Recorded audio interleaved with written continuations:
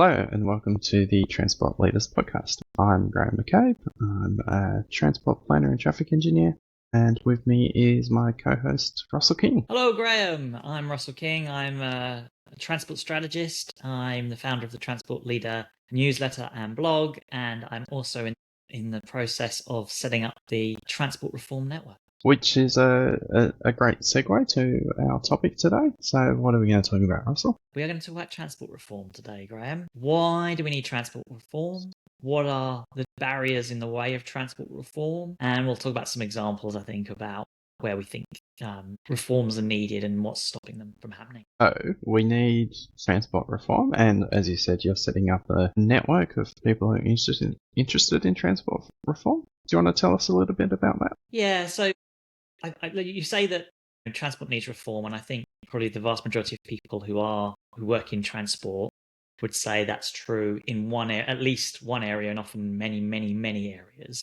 Whether that's in how we operate transport networks, how we do strategy on transport networks, how we plan them, all sorts of things. But just to take a few examples, we've got to do the transition to net zero, significant challenges in that space. We really should be doing lots of switches in terms of mode shift away from motor vehicles and to public and active transport. So there's, we should be managing the demand on our roads around things like driverless vehicles and how we reform our systems to cope with driverless vehicles. So there's a whole bunch of big reforms that are needed and that are coming down the road as well. But we're not great at transport reform generally. It's sort of patchy. And so one of the things I'm really passionate about is helping people around the world. And I think there's tens of thousands, if not hundreds of thousands of people in this camp who recognize the need for reforms in transport. And what I want to do is provide them with sort of the tools, the knowledge, and the support to be able to take forward those reforms with the aim of significantly improving our reform efforts and delivering better transport systems as a consequence. That's what I'm trying to do. Okay, well, that sounds really great. So having worked in government, both of us, we've struggled against the barriers of, I suppose, bureaucratic inertia, where people like the way that they're doing things. They're not really that interested in making significant changes. Very much go along to get along kind of an approach to the world, where we've done it this way, so we'll just keep on doing it up. So I've got a very specific example, which is in the world of cycling infrastructure. In the early 2000s was when the rest of the world started actually paying attention to how the Northern Europeans get people to ride bikes, which is not having people ride mixing with cars. It was very controversial at the time that we should stop putting children on the road to mix with high volumes or high speeds of cars. And the cycling lobby was made up of what I disparagingly call beady weedies and licorice all sorts. So if anyone's heard of John Forrester, I've talked about this before, great Not Just Bikes video on him and his diabolical influence on cycling facilities in the US, UK, Canada, Australia, etc. So actually talking to normal people about what would get them to ride a bike actually made a really significant change. But there was so much inertia and challenge and difficulty in getting the community to move to a situation where the risk of dealing with things which weigh a ton or more and have a lot of kinetic energy in them, which gets transferred into you, was really charged. And there are still people who are trying to push that type of agenda, unfortunately. That we can just get everybody to mix together and it'll all be a happy, lovey-dovey environment and everybody will ride bikes. Yeah, so you touch on, there's so many important points in there.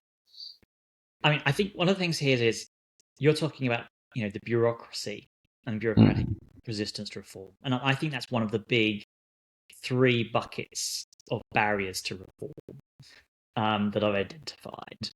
The bureaucratic one is an interesting one. It's interesting that you've ended up with one person influencing so much when normally any piece of individual academia, research, etc., for coming into the transport space, right, gets ignored for decades Mm. before it actually gets taken up. And yet somehow this was, and I think perhaps because it was very convenient, because it was the status quo. He was basically arguing for the status quo. Yes. One of the challenges we have for reform is humans have a status quo bias. And we see this tested in experiments where you ask people about a particular reform, and Mm. if it is presented as this is where things are, this is what it's like today, then people are really supportive of it. But if you say this is what a change we're going to make, they become much less supportive. So there's a Mm. clear cognitive bias in favor of the status quo, keeping things the same. And it's very hard for people to envisage what that future looks like. So you have this every time you do a transport strategy that involves any kind of significant change is you're harming me or disadvantaging me, not I might change, other people will change. So the people who receive the benefits of change aren't the ones that are being communicated. Yeah, so I think one of the things is people often see it within their own existing paradigm, right? Rather than thinking about what the alternative, how they will change and in order to, with the existing paradigm, right? And so you see this with things like congestion charges, right? So before you put a congestion charge in, everyone's like, this is disgrace, I'm going to end up paying more money, etc., etc. And then actually what we find is that once a congestion charge is put in, significant numbers of people start using public transport instead, okay, and seem perfectly happy with that option moving forward. And of course, the people who still drive are now going, this is great, there's a lot less congestion, I can drive, it's much easier. And so suddenly the support for the congestion charge shoots up after implementation, and then very rarely do people talk about then taking it out. So you start seeing that sort of status quo bias doesn't last long once you've implemented a better approach, and you see similar impacts not just on congestion charges but on things like pedestrianisation of streets and roads. So going back to our favourite example in Sydney, the George Street transition, which I was involved in when we were closing down George Street. There was a lot of cynicism about closing George Street and the impacts of it. So, it was a fully motor vehicle road and huge conga lines of buses going down it in the mornings and in the evenings. It was a really unpleasant environment, but I think it was described when we closed it down. I think the leader of the opposition described it as the Berlin Wall of Sydney, in terms of what we were doing to the city, putting in a light rail and pedestrianising it and making it very much a much more pleasant environment. No one would even suggest going back now. No, and there was so much scaremongering around traffic chaos that there was a lot of traffic changes that were put in place, which were completely unnecessary. And as the going back to the status quo, once the closures were in place, people went, well, I shouldn't be driving into the city. This is a really clear signal. If I drive into the city, I'll be stuck in lots of congestion. So some of the roads that had additional lanes or traffic changes put onto them didn't have anywhere near the traffic that was forecast for them because people had gotten used to the new environment. And the new status quo was not driving unless you have to. We do have some issues with east-west movements in Sydney where people use the surface rather than the old underground motorway. And that's if we ever do get proper congestion charging, that's going to be a really interesting case study in the Australian context. So people continue to use the free route, even though it takes them about 4 times as long as the tolled route, and there's a good chance that they'll get very stuck in congestion in the CBD. So there is a price signal there, but the status quo is, well, I'm not paying to use this tunnel. Yeah, I mean, you touched on the interesting challenge around how much extra capacity you put for roads around the CBD. So what was interesting was I sat one of my first meetings when I joined the New South Wales government was an all-day workshop looking at what was going to happen when we closed George Street about 6 months later.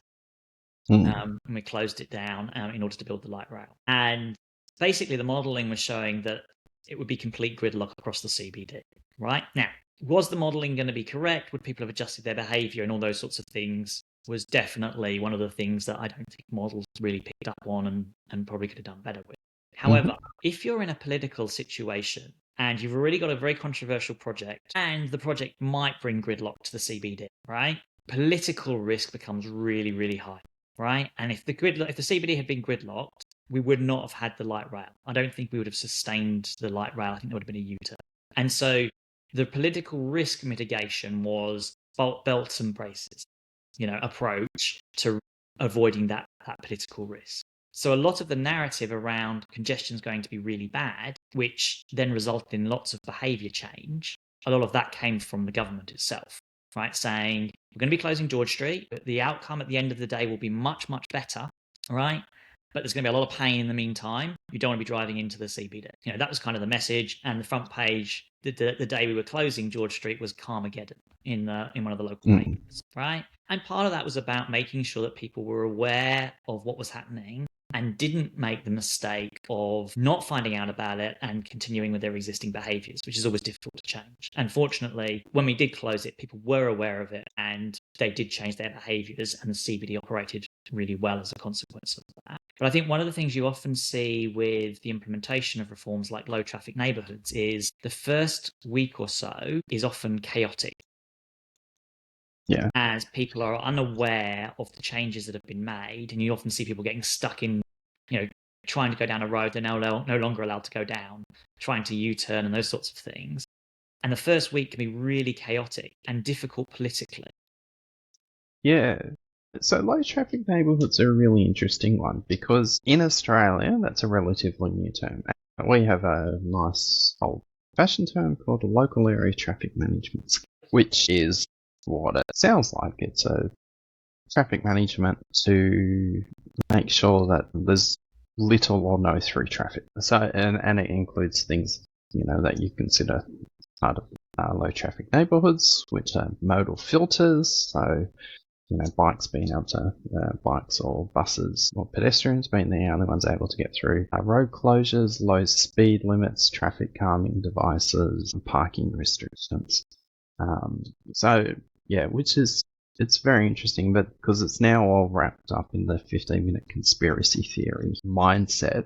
But it's what traffic engineers have been doing for decades and decades, is getting what communities call rat runners out of local streets. And now that, wraps up in the movement and place, type assessments and low traffic neighborhoods. So they're very popular at a community level, not popular at a business level or a people who drive through an area. Yes. And that's one of often the challenges in reforms is different stakeholder groups have got different perspectives. And one of the challenges on reforms is how do you manage the different perspectives? Because I think that the rat runners would say, well, this is shedding off 5 minutes of my journey time as a consequence of being able to do this, and I'm going to be worse off if you close it.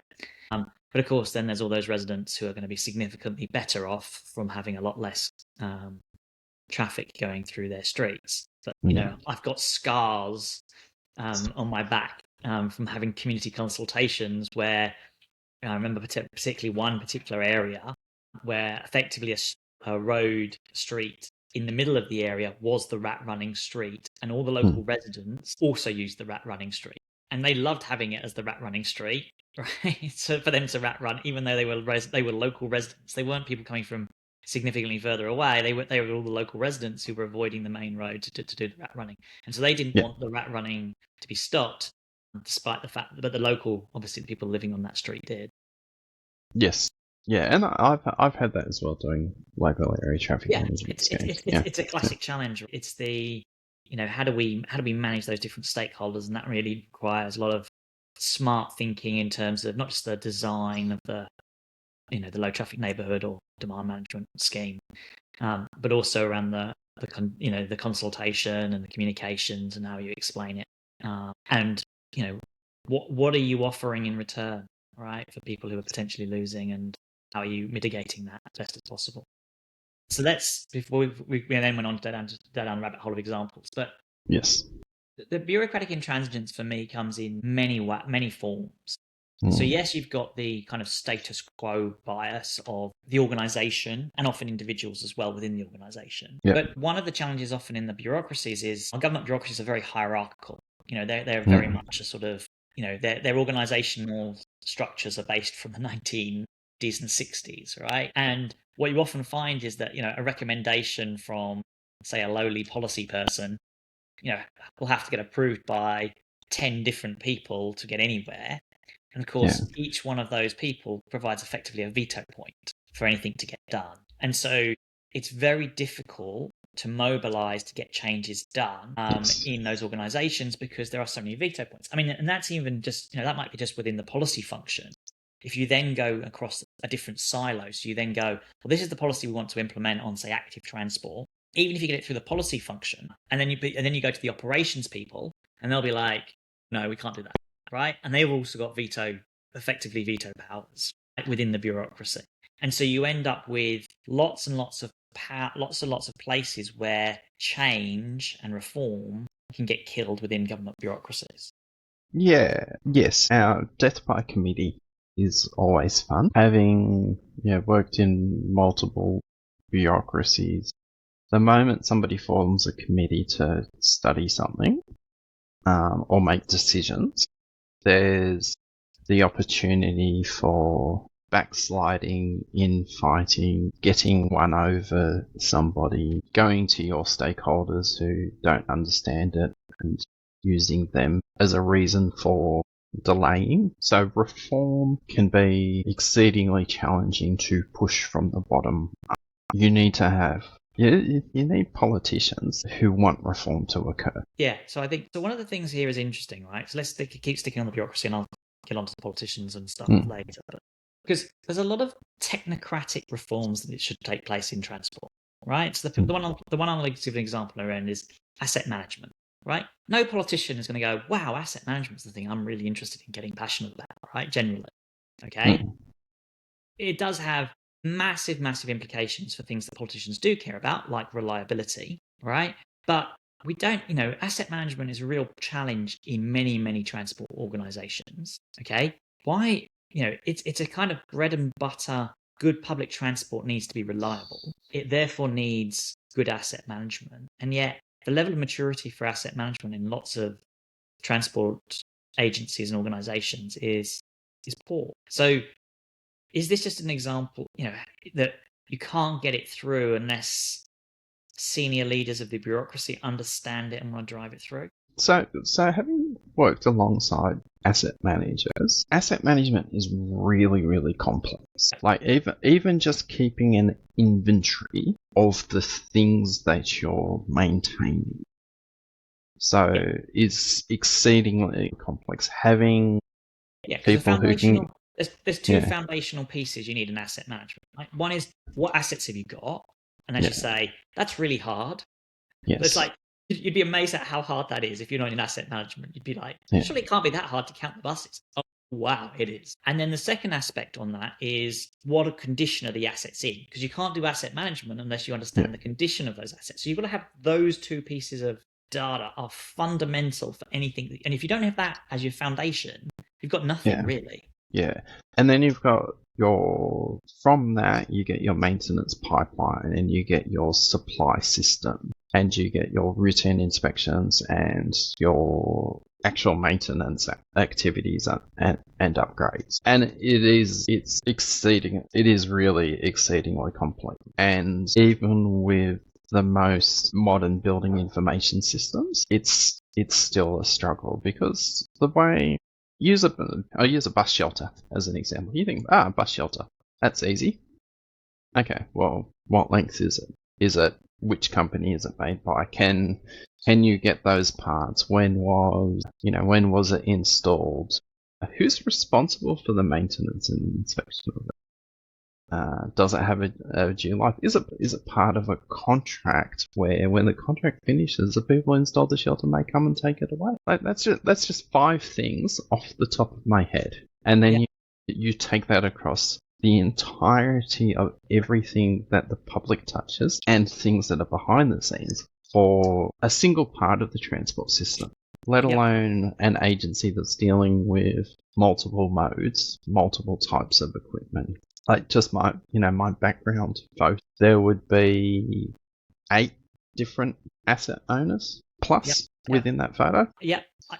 So like, I agree with all of that, right? Yeah. And the thing I think that adds an extra layer of complexity is most leaders in transport organizations and transport agencies, the senior leadership doesn't understand asset management and mature asset management. And the asset managers are not good at explaining it to them, right? There's a lot of jargon and technical language, and they don't really translate it for people who are not asset management experts. And so what I've seen in the room is people talking about asset management, and like you can see people's eyes just glazing over and just sort of going, when can I get out of this room as quickly as possible? Even though it's a fundamental foundation stone for it. So, it's kind of like one of the things I'm hoping for the reform group is kind of like going, well, there are organizations that have done well on asset management, in public transport. What have they done differently? What are the lessons you can learn from them about reform and change and winning these things over in order that can be then replicated in other transport agencies for making the case for better asset management,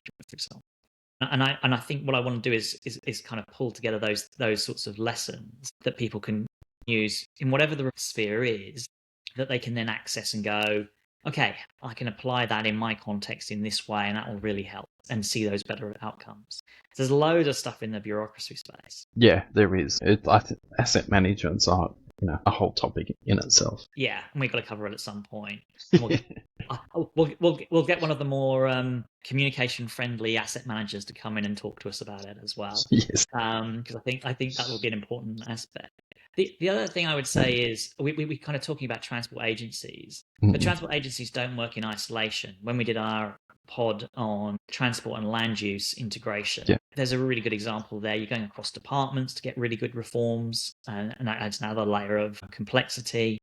We've also touched on Treasury policy often holding back good policy and good outcome reforms, like short-term thinking, so you can't invest in long-term outcomes that drive down costs and improve outcomes. Electrification of rail networks is a good example. Yeah. And we touched on that one, right? So you've got lots of different, that's not a political call necessarily. It's mostly stuck within different levels and layers and departments within the bureaucracies. Yeah, and you've got the different types of asset management. So you've got your preventative maintenance, your proactive maintenance. Like, we know this type of thing fails, so, let's go out and replace all of those. And then you've got your responsive maintenance and the preventative maintenance, the preventative aspects of let's spend money now that we don't have to spend money in the future.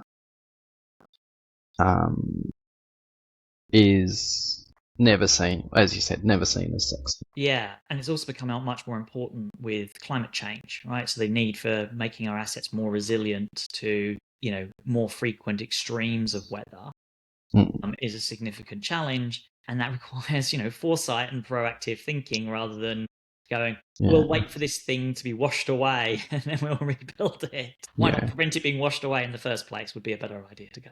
Yeah, well, and that that comes into your capital versus OPEX thinking of, well, if we build the big new thing, then we have lower OPEX later down the track. So it could be a preventative capital expenditure rather than doing maintenance or modifications. Yeah, and there's different ways of coming up with a solution to deliver it. Yeah. I think that just that decision making is not well thought through and structured in many organizations, and partly because of the data problem we talked about, all sorts of other stuff. So that's a kind of big bucket, is the bureaucracy. The political one is a big one, right? But let's park that one because I think we can finish on that one because I think that's a big beast. The other one I think is worth touching on, for me, is another big bucket, is stakeholders and the various stakeholder groups. So we touched on this with the low traffic neighborhoods, in different and the cycleways, and the cycleways and different interests, right? But it could be automation of trains, which then has significant impacts on workforce, which then has significant impacts on trade union stakeholder relations. and trade unions are often, one of the challenges in terms of reforms and those sorts of things. But then there's the public, right? And the public has actually very big impacts, especially on politicians, which, in a democracy is what you would expect. But it's like, I've got a congested road here, just build another lane. That sort of demand from the public gets translated then into political priorities. So then there's a kind of stakeholder direct feed into policy making in that way. Yeah, and things like speed. So I can think of two specific examples. One is motorway tunnels, where road designers and traffic engineers, they have two speeds. One is a design speed, which is built around the safe systems principles of, what speed can you travel safely? And it's usually a little bit higher than the speed limit that you impose in order to have a forgiving road environment. So engineers, construction companies will be that build these roads, and then people will go, well, why can't we just drive faster? And then they'll get into politicians' ears, and then a speed limit which is designed around safety and efficiency will be overridden as a political promise. And we've seen that in multiple locations on rural highways where there's been a good reason to reduce the speed, particularly with heavy vehicle crashes and fatigue. But then the freight industry has said, well, we travel 1,000 kilometres. If you drop the speed limit by 10 kilometres an hour, then, that's, if you're going from, if you're doing 1,100 kilometres at 110 kilometres an hour, but now you can only do it at 100 kilometres an hour, then it goes from 10 hours of driving to 11 hours. Yeah. And it's a good example, right, of stakeholder resistance to reform for various reasons. And so you end up with those are significant barriers to reform across different types of stakeholders there. That's one of the, whether it's freight, public, local businesses. We often see discussions around town centres, and the default for businesses is often the answer is we need more parking. And so you end up with that as the predominant political demand. And we see that politicians relenting in that and often making their town centres much less livable and worse off overall. So in the bureaucrats versus stakeholders and interest groups, how do politicians make their decisions? Like, whose views do they tend to favour? There is. It will depend. So one of the complexities here on reforms is it will depend on the politician, right?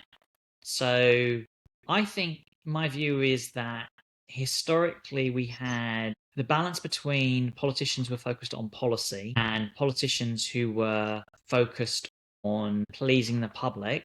And all politicians do both, but the amount they do of each is shifting, and it's shifted in the wrong direction. So historically, you might have had a scenario where a politician in the old context would have been 80% policy, 20% populism, say. Okay. These days, the same politician might well end up 50-50, okay, between policy and populism, for example. And that's because, for example, politicians spend a lot more time now dealing with the media than they did historically. The 24-hour news cycle, social media, the need for immediate responses from politicians on a whole range of different issues has driven less policy focus and more populist focus to sort of deal with the narrative. And so politicians feel pushed towards creating more populist messaging because they don't have the time and the bandwidth to deal with the policy challenges. So that's one of our reform challenges, I think, is dealing with that. And the bureaucrats don't get to pick the politicians. So the agencies and people in our profession have to deal with the politicians that they're given by the political parties. That's true, but I also think that they're not completely helpless by any stretch of the imagination either, right? Bureaucrats are a really important influence on politicians, and can make a significant difference to how well a minister performs. So, and part of that is the skill of bureaucrats for building up that relationship with politicians, so that you support the politicians in delivering better outcomes. Now, there will be politicians where you're like, the bureaucracy just holds its head in its hands because the politician is putting in a whole bunch of stuff they just disagree with because they think it's bad policy, driven by something, speed. They might be increasing speeds, they might be building lots of extra lanes and creating induced demand. You can see that it's not going to work, but that they've got that's their political agenda. But even within that, transport's a multifaceted beast. There'll be hundreds of decisions that you're asking the minister to make. Some of those big ones might not be in the right direction, but you still want to be focusing on getting the ones that you can in the right direction and doing the best you can with the minister you've been given. And a lot of ministers don't come in with necessarily fixed views, and that they will, they can shift in time with decent advice. But one of the things I find in the bureaucracy is, and we've touched on this previously, is how can generalists in transport provide high quality of advice on transport when they don't understand it themselves into ministers? Yeah. And that's a real problem. You're trying. We're in a kind of, often with the bureaucracy is the transport experts have to explain it to the generalists who are their bosses, right? And the generalists don't get it because it's counterintuitive and it takes time for the penny to drop. And so they're not then providing great quality advice to the ministers. So to some extent, it's kind of like we've got problems at both the advice that we provide to ministers and potentially the minister themselves. And I've got an example. I know one particular minister who understood induced demand, understood the need to move to multimodal system, and became the transport minister. And his whole senior leadership of his department didn't understand any of that. And he's like, "What do I do? I'm the one having to educate my department on transport policy." Right? Because, they were a bunch of generalists who didn't understand it. Yeah. And that's not a great position to be in if you're a newly appointed minister and having to explain. It's the wrong way around. Yeah.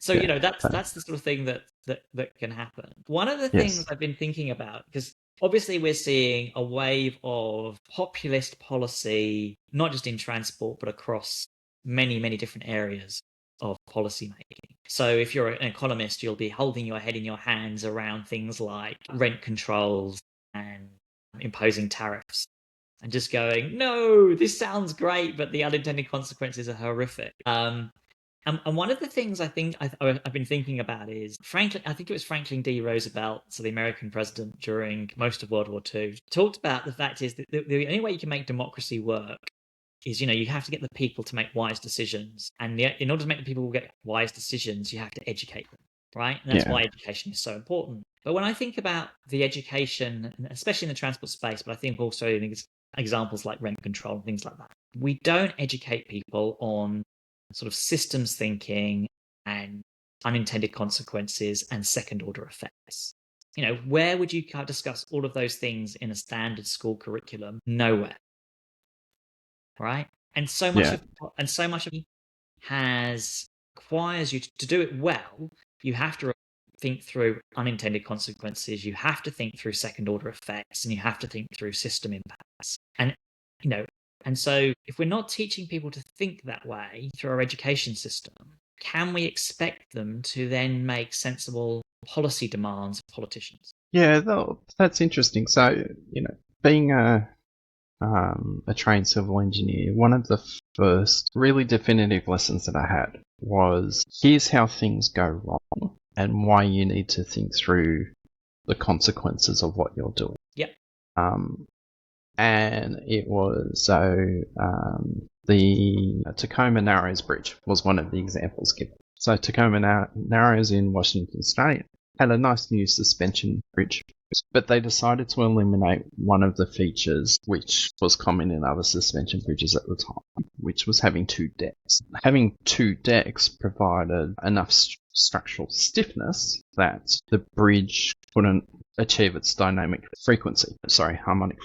So when there was high winds, the bridge started oscillating, so waving my hand, and eventually the oscillations increased to the point where it breaking apart. So someone had made a cost-saving choice along the way without thinking about the consequences of something that was actually known, that winds can create vortices that increase the fluctuation in the bridges. And bridge engineers, feel free to, at me in the comments about how my explanation is completely and utterly wrong, but it's good enough for now. But inadequate, I don't think, other than wrong. Yeah. I'm sure there's parts of what I just said that are technically wrong. But you learned that as an engineer. Yes. Right? The vast majority of the public, 99.9%, don't go and do engineering at graduate level. Yeah. Well, that was actually undergraduate level. Sorry. Yeah. Don't do it at undergraduate level, as in becoming a graduate. Is my point, right. Yes. Yeah. Right. Yeah. And so, in our mainstream curriculum, we don't talk about what good policy looks like and how you assess what good policy is and what good policy isn't. And for me, that's a major flaw in our education system, especially when we want them to think through what good policy looks like. It's a core fundamental of democracy. Now, as I think about this, our civics classes tend to go, here's our structure of democracy. We have X number of states. We have a federal Commonwealth government. We have a constitution. We have elections every 3 years here, every 4 years here. Here's the voting system. It's first past the post here. It's preferential voting here, blah, blah, blah, blah, blah, right? We kind of teach the mechanics of it. And we also teach kind of like the good civics aspects of, being a part of democracy is you should vote. In fact, in some countries, it's compulsory, like Australia, right? And you will be fined if you don't vote. Right. That's where I'm going to pull you up. You'll be fined if you don't get your name marked off the roll. Sorry, yes, you can choose to not spoil your vote or abstain. Yeah, you can. Well, you could. No, I'm not encouraging this. You could literally have your name marked off the roll and walk out of the place. Yes, but that's the abstention. But the thing I would say is we teach that kind of aspect of the civics, but we don't teach, well, how should you be thinking about policy problems and policy solutions? And when politicians propose you, how should you evaluate them? Right? And one of the, because we don't teach them about systems thinking or unintended consequences or second order effects. And so they're completely ignorant of those things. So it's hardly surprising then when the public solutions are popular, the policies that are popular with the public are the ones where they haven't thought through the unintended consequences. They haven't thought through the second order effects or the system impacts. Okay? And transport's full of those. So I think one of the things I think we need to be doing is changing the education that we provide for our young people to think about policy questions in a different way, because I think that would help in terms of decision making around who should I vote for and the policies that politicians are putting forward. So I think obviously that will take a long time to filter through to good policy, because it takes a long time to educate the public, educate the kids and get them all the way through the system and, voting in sufficient numbers to make a difference. But we've got to start at some point, is my point. So I think that's one thing. Well, is that something that political parties would actually want? It's an interesting one whether political parties would want it. I think politicians would want it, though, right? I think politicians, especially the ones that are focused on policy, right? There's a lot of politicians who want to do more good policy. Like I'd say most majority of politicians want to do more good policy. They just struggle with the public not wanting to do what they consider to be good policy. But I think that there is a lot of stuff that I think they would improve. The challenge is what you don't want to do is you're going to create a situation where the education system then indoctrinates them into what is a good policy and what is not a good policy. What you want to be doing is teaching them the skills to assess for themselves whether they think it's a good policy or not a good policy. And that's the key thing to do, not to go, the government of the day says this is good policy and this is why you should agree with them, right? That's not what education is about. And far too much of our education has become indoctrination rather than enablement of people to be able to ask the right questions and make the right judgments. Which in itself is interesting, because one of the social media literacy skills that people are trying to teach children these days is around critical thinking. Is this thing that I'm seeing before me factually? What are its sources? How do I check that this thing's actually real? Yes. And if you hopefully that can do some of that translation into thinking about policy, critically thinking about it. So I saw a really interesting comedian comedian doing a skit on this. She said, "No, I'm an Xer, a Generation Xer, okay? And the main difference between me and you, millennials, was I've got critical thinking skills." So and she did a whole thing about how, basically we've lost, that millennials have lost critical thinking skills. She was playing for a Gen X audience and stuff. Yeah. So critical thinking has been on sort of educational agendas for a while, although kind of like, so it has been built in there.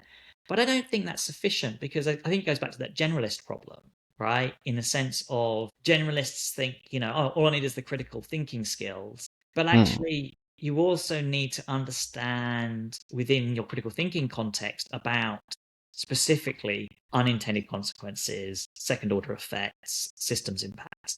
And those things are not really kind of covered in any depth at all, kind of as part of critical thinking. Yeah. So critical thinking, yes, necessary, but not sufficient in my. So how? Okay, we both want reform. We want governments to take on big, hairy, audacious goals to change and improve people's lives. Yeah. 2 minutes or less. How do we do it? Well, that's why the Transport Reform Network is being set up. What I want to be able to do is pull together people, as I say, to look at those three big buckets that we've talked about: the political, the bureaucratic, the stakeholders, identify, for different reforms what those barriers are. And there are examples around the world of where people have overcome those barriers and found ways of taking forward those reforms. And what I want to do is provide that access for everyone easily to be able to go, okay, I want this reform. These are the barriers I've got. Where can I go to find out how to overcome these barriers and do it and get those reforms taken forward? And so what I want to do is create that sort of knowledge base, in one place where people can just go and find those things out to get those reforms. Okay. And that will mean all sorts of things. And some of those will be, well, here's a reform, like the one I've talked about here about systems thinking, etc., around education. As far as I'm aware, that doesn't exist anywhere. I might be wrong. There might be some education system that does that and does it very effectively. Maybe Singapore, I don't know. But it would be a good example of where I think, I also think there's areas where the research is not good enough as well in terms of reforms to provide convincing evidence that things are wrong. So I'll give you an example where I think the evidence isn't as strong as it should be. And I think this is quite damning on us as a sort of transport community, is the productivity impacts on inner cities of moving to multimodal systems. So treasuries, by default, are the most productive thing is the motor car. And so treasuries tend to favour building more roads as a consequence. But if you look at the evidence and research base, yes, if you've got no road and you build a road, well, hey presto, that's really productive, right? But that's basically the approach we have for all roads in all circumstances, in all contexts. Yeah. Rather than going, sorry, you've got a congested road here in the middle of the CBD. Okay, is this the most productive form of transport? And I think there's a lot of stuff that's beginning in its very infancy of saying, no, that's not the most productive thing. And actually, we need to be moving to a multimodal system will deliver much higher levels of productivity. But that's the level of research and depth of research on that is not anywhere near what it should be. For some reason, and I don't fully understand why, when I read a lot of academic papers, I'm like, it's all very nice and fancy, but it's really a small, tiny rabbit hole. And we've got some really big, hairy questions that are remaining under-researched, like what are the productivity impacts? And that's having a massive impact on treasury support for roads, which is not a good thing. So yeah, there's lots to do, and one of the things I'm hoping to do is pull together that knowledge base from around the world of people who've seen different reforms, even the failed reforms, right? There's lessons to be learned from lots of failed reforms that we've seen. You talked about stuff in the safety space and the challenges of reducing speeds, right? It's not as though everywhere has struggled with the freight sector and reducing speeds, right? Some places have done it, right? And it's not always a question of just pushing through, or you've got a politician who's willing to stand up to stakeholders. There's often a lot more to it than that. Yeah, and which is interesting because you look at people say, oh well, the speed limits for freight in Europe, that Europe's too small.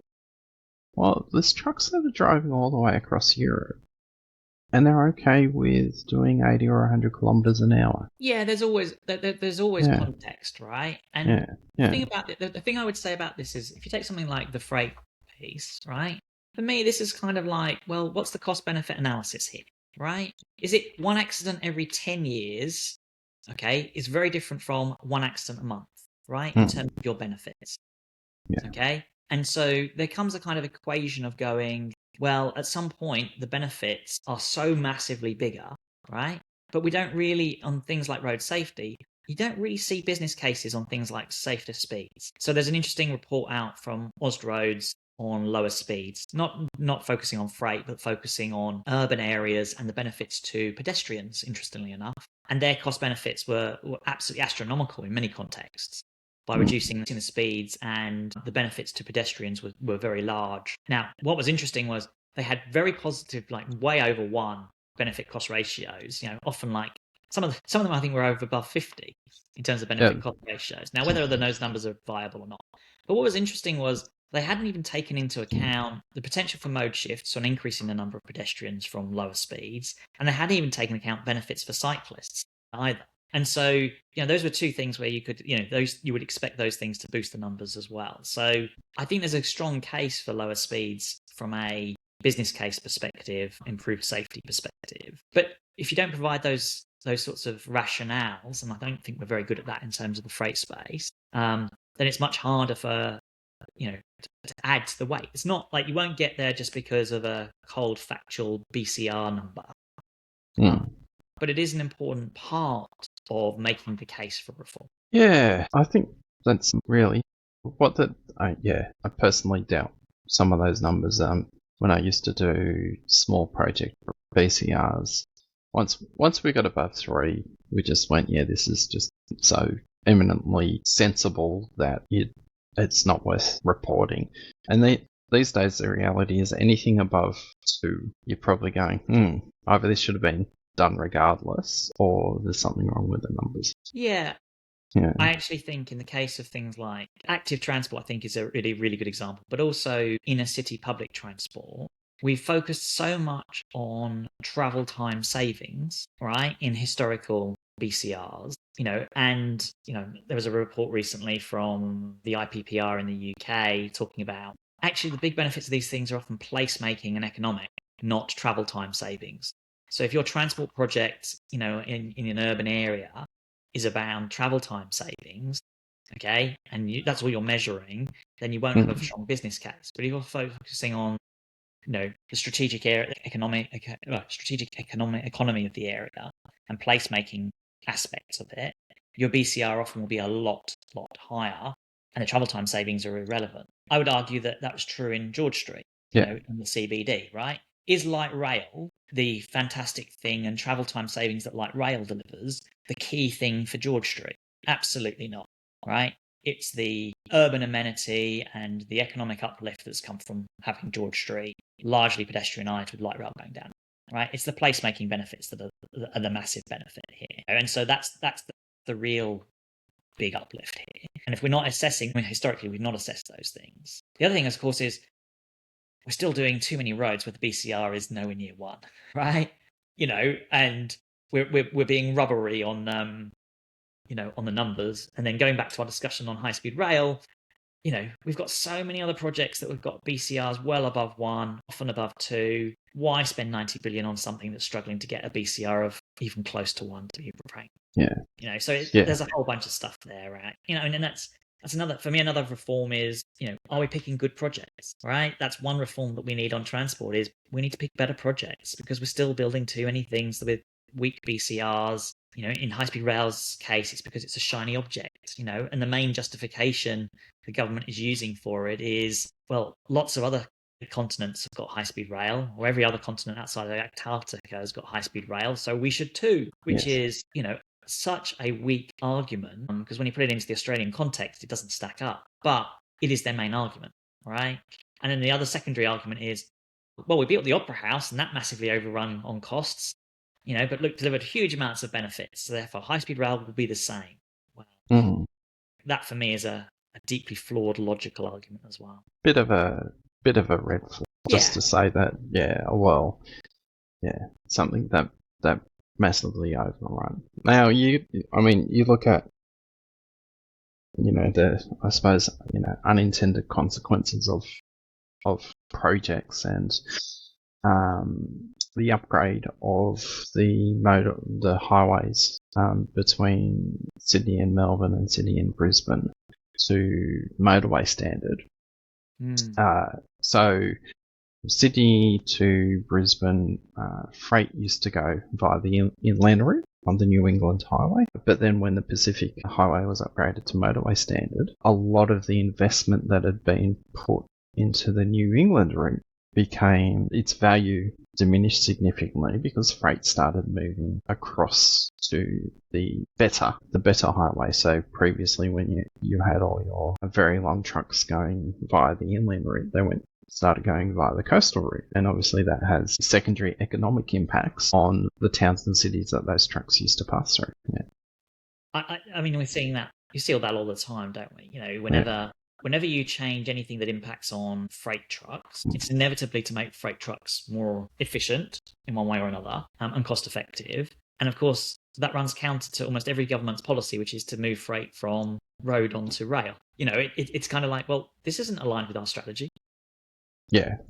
Right? Well, that's unfortunately one of the things I think there's an interesting barrier to reform is governments often have a lot better strategies than what they're actually implementing. I mean, a lot of the strategies are weak as well, but a lot of the strategies are not even well implemented on the things they're good at. They say what they want to do, right? So you see lots of road hierarchy type stuff in their strategies. We'll prioritize pedestrians and cyclists, and then you look at what's happening on the ground, and that's just not true at all. So how do we reform that?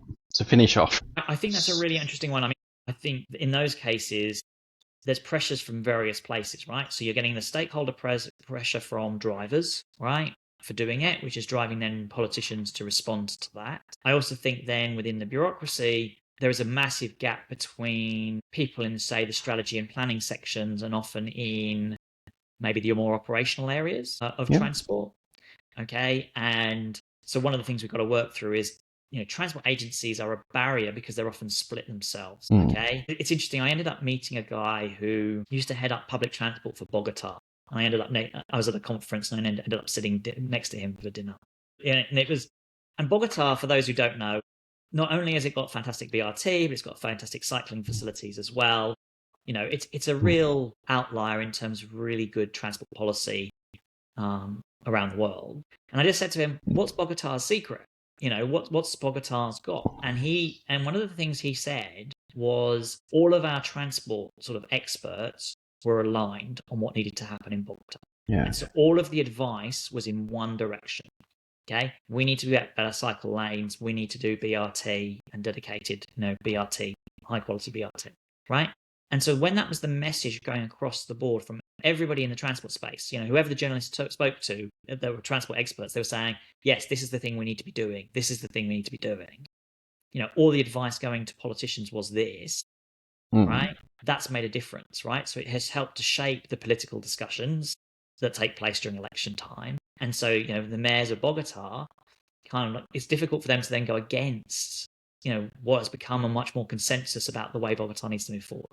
And so I think, the fact that so many of our bureaucracies are split and so many of our transport experts are split on some of these, big questions around how much road building should we be doing, I actually think is one of the barriers to reform. Yeah. And I suppose there's a cultural and a generational piece, because even when you get agencies merged, there's a challenge there because you have people who are specialised in their own areas who come into merged agencies and then advocate based on what they. So you don't get the guys who are used to widening roads saying, well, actually, maybe we should do a light rail instead. Indeed.